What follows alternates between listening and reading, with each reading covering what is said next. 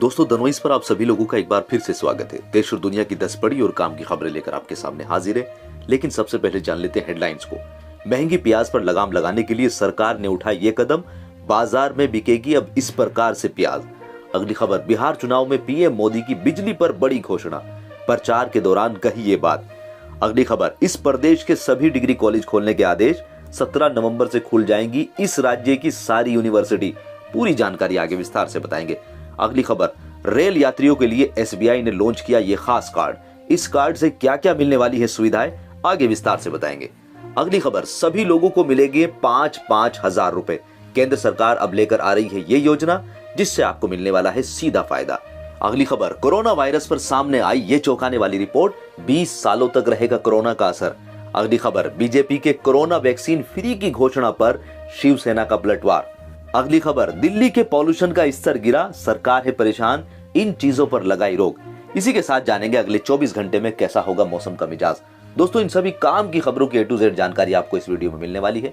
और अगर आप भी डेली मुद्दों से रिलेटेड वीडियो देखना पसंद करते हैं तो वीडियो को एक लाइक जरूर कर दें। आइए दोस्तों बढ़ते हैं अपनी पहली खबर की तरफ। पहली खबर है बढ़ते प्याजों के दाम को लेकर। देश में बढ़ती प्याज की कीमतों को लेकर केंद्र सरकार ने सख्त कदम उठाए हैं। प्याज की बढ़ती कीमतों को देखते हुए केंद्र सरकार ने प्याज पर स्टॉक लिमिट नियम लागू कर दिया है। थोक विक्रेता अब 25 मीट्रिक टन प्याज स्टॉक कर सकेंगे, जबकि खुदरा व्यापारी मात्र 2 मीट्रिक टन प्याज का स्टॉक कर सकेंगे। यही नहीं, बाजारों में प्याज की आवक बढ़ाने के लिए MMTC 10,000 मीट्रिक टन प्याज आयात के लिए टेंडर जारी करेगा। निजी कंपनियों के अलावा MMTC रेड प्याज का आयात करेगा। देश के कई शहरों में प्याज की कीमत 100 रुपए प्रति किलो के पार पहुंच गई है। बढ़ती कीमतों को काबू करने के लिए प्याज की स्टॉक लिमिट तय की गई है। स्टॉक लिमिट से अधिक प्याज रखने पर दोषियों के खिलाफ सख्त कार्रवाई की जाएगी। नेफेड ने अभी तक 42,000 टन प्याज बेचा है, जबकि नेफेड के पास 20 से 25,000 टन का स्टॉक बचा है। नेफेड ने इस साल 98,000 टन का स्टॉक बनाया था। MMTC कल प्याज आयात के लिए टेंडर जारी करेगा। दोस्तों आपके यहाँ पर अभी प्याज का क्या दाम चल रहा है, कमेंट करके जरूर बताएं। दोस्तों अगली खबर, चीन के प्रोडक्ट पर बैन होने के बावजूद भी Xiaomi के मोबाइल सबसे ज्यादा बिक रहे हैं भारत में। चीन सामानों पर बैन के बावजूद Xiaomi भारत में सबसे ज्यादा बिकने वाला स्मार्टफोन बन गया है। भारत दुनिया का सबसे बड़ा स्मार्टफोन मार्केट है। हाल ही में आई स्टडी में ये बात सामने आई है कि इंडियन यूजर्स कौन से ब्रांड के स्मार्टफोन खरीदना पसंद करते हैं। इस लिस्ट में टॉप पोजीशन पर चाइनीज ब्रांड है, जिसमें सबसे बड़ा शेयर मार्केट Xiaomi का है। रिपोर्ट के मुताबिक इस साल की तीसरी तिमाही में भी Xiaomi ने सबसे ज्यादा स्मार्टफोन बेचे हैं। करीब 1,30,00,000 Xiaomi स्मार्टफोन अगस्त से अक्टूबर के बीच बेचे गए हैं। स्मार्टफोन मार्केट से जुड़ा डेटा कैनेलाइज की ओर से शेयर किया गया है। दोस्तों चीन के प्रोडक्ट बैन होने के बावजूद भी Xiaomi की लोकप्रियता कम क्यों नहीं हो रही है, इसके पीछे क्या कारण है, कमेंट करके जरूर बताएं। दोस्तों अगली खबर यूनिवर्सिटी और कॉलेज को खोलने को लेकर है। देश में कोरोना की रफ्तार धीमी होने के साथ ही राज्यों ने आर्थिक गतिविधियों के साथ स्कूल और कॉलेजों को खोलने की अनुमति दे दी है। ऐसे में कर्नाटक सरकार ने शुक्रवार को इंजीनियरिंग, डिप्लोमा और डिग्री कॉलेजों को 17 नवंबर से खोलने का फैसला किया है, जो कोविड-19 महामारी के कारण छात्रों के लिए बंद थे। उप मुख्यमंत्री CN अश्वत्थ नारायण ने कहा है कि मुख्यमंत्री की अध्यक्षता में हुई बैठक में 17 नवंबर से डिग्री कॉलेज को खोलने के फैसला लिया गया है, जिसमें इंजीनियरिंग, डिप्लोमा और डिग्री कॉलेज सभी शामिल हैं। बैठक के बाद पत्रकारों से बात करते हुए उन्होंने कहा है कि छात्रों के पास या तो शारीरिक रूप से या ऑनलाइन कक्षाओं में भाग लेने का विकल्प होगा, या छात्र दोनों विकल्प भी इस्तेमाल कर सकते हैं। दोस्तों आप कौन सी यूनिवर्सिटी के खुलने का इंतजार कर रहे हैं, कमेंट करके जरूर बताएं। दोस्तों अगली खबर बिहार के चुनाव में पीएम मोदी के भाषण को लेकर है। पीएम मोदी नरेंद्र मोदी ने बिहार के चुनावी संग्राम में अपनी सभाओं की शुरुआत कर दी है। सासाराम में सीएम नीतीश कुमार के साथ रैली को संबोधन करने के बाद प्रधानमंत्री नरेंद्र मोदी गया पहुंचे, जहां उनके साथ पूर्व मुख्यमंत्री जीतन राम मांझी भी मौजूद थे। गया में भी प्रधानमंत्री नरेंद्र मोदी के निशाने पर महागठबंधन था और पीएम ने कहा कि बिहार में अब लालटेन की कोई जरूरत नहीं है, अब बिजली की खपत बढ़ने लगी है। गया की चुनावी सभा में पीएम मोदी ने 90 के दशक में बिहार को अराजकता के दलदल में धकेल दिया गया था। यहाँ कई लोग हैं जो पहली बार मतदान कर रहे हैं। आज हम नए बिहार का निर्माण देख रहे हैं, जिसकी संकल्पना पहले नहीं की गई थी।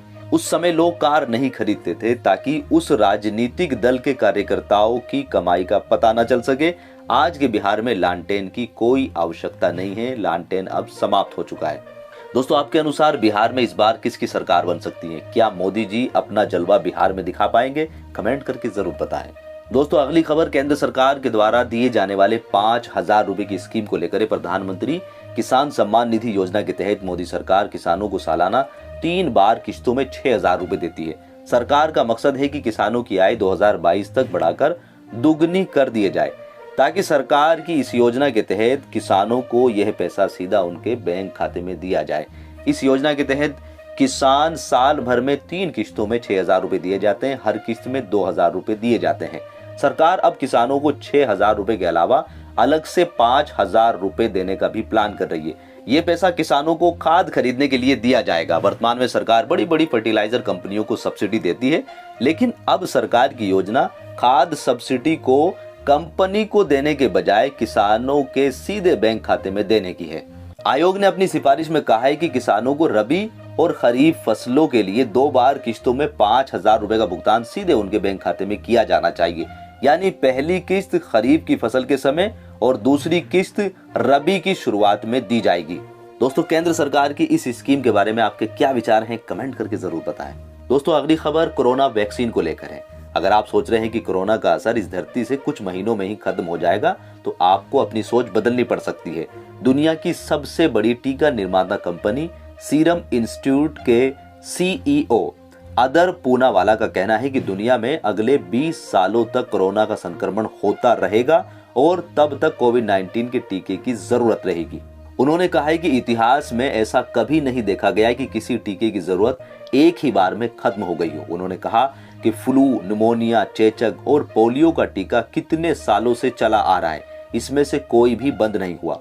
उन्होंने यह भी कहा कि यदि जनसंख्या के 100% का भी टीकाकरण कर दिया जाए, तब भी कोविड-19 टीके की जरूरत खत्म नहीं होगी। दोस्तों, आपके अनुसार क्या 2020 में पूरी तरीके से भारत से कोरोना वायरस खत्म हो जाएगा? कमेंट करके जरूर बताएं।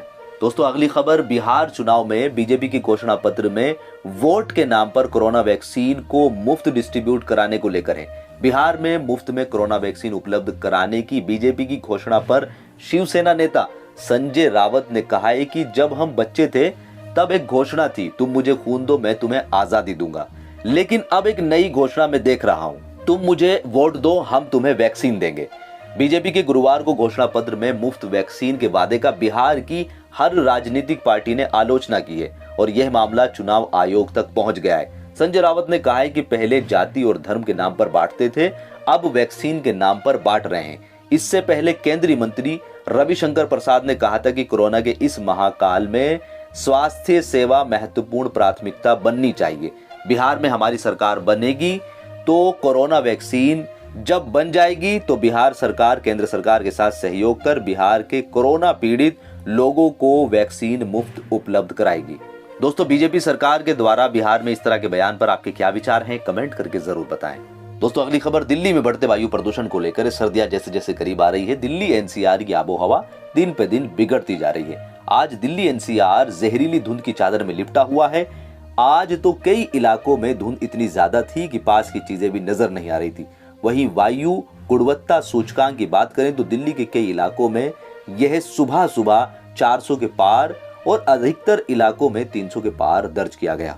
आइए दोस्तों, बढ़ते अपने मौसम समाचार की ओर। अगले 24 घंटे के दौरान नागालैंड, मणिपुर, मिजोरम, त्रिपुरा, मेघालय, दक्षिणी असम और पूर्वी अरुणाचल प्रदेश में मध्यम से भारी बारिश होने की संभावना है। तटीय कर्नाटक, दक्षिणी आंतरिक कर्नाटक और तमिलनाडु के कुछ हिस्सों में हल्की से मध्यम बारिश के साथ 1-2 स्थानों पर भारी वर्षा का अनुमान है। मध्य महाराष्ट्र, कोंकण गोवा, केरल, अंडमान व निकोबार द्वीप समूह, गंगी पश्चिमी बंगाल, उड़ीसा और पूर्वोत्तर भारत के साथ साथ बाकी हिस्सों में भी हल्की से मध्यम बारिश होने की संभावना है। तो दोस्तों, ये थी आज सुबह सुबह की 10 बड़ी और काम की खबरें। उम्मीद करते हैं कि वीडियो आपको पसंद आई होगी। वीडियो पसंद आई है तो वीडियो को लाइक और शेयर जरूर कर दें।